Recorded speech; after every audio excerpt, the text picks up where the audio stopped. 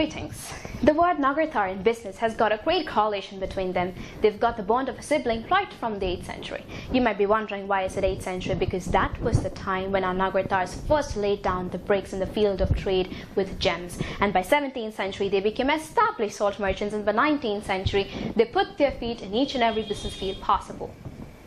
Yes, so the men has done their part. What about our women? I think you've got my point right there. My entire talk is going to be on women in the field of business. Nagarathar women in the field of business. We have to ask ourselves something. Where are our women? Unfortunately, sadly, 80% of our women are in the kitchens. Only 20% of women are in the working force. Why?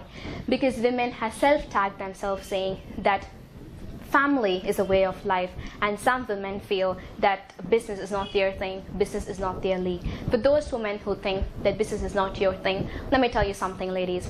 We women have something called motherly instincts by nature, where we love our child, attend our child, feed our child, and do anything and everything for our child. It's not that we are forced to love our child, it's already there in us by nature.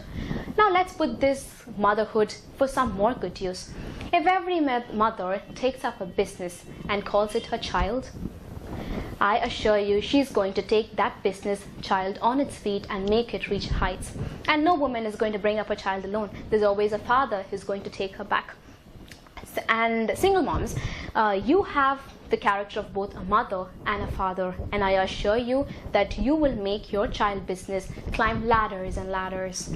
And among 20% of women in the working force, only 10% get privileges and promotions. The remaining 10%, they remain in the place where they initially started. Why? Because women fail to raise their hand. Yes, women fail to raise their hand. Now this reminds me of Laurie Greener's quote. She is the inventor of QVC talk show. She once said, "Dear optimist, pessimist and realist, while you were all fighting for a glass of wine, I drank it." Yours sincerely, the opportunist. Yes, my ladies, this is an opportunistic world. This is a very materialistic world. You have to stop waiting for your opportunities. You have to stop taking your opportunities. Instead, grab your opportunities. Start grabbing your opportunities. And I have seen men who relish their fruit of success, but women, they don't. They share their fruit of success. You earned it, and you've got to taste your fruit of success once in a while. And for 80% of women in the homemaking force, let me tell you something. Stop tasting the food that you've prepared to check whether it has the correct proportions of salt and spices.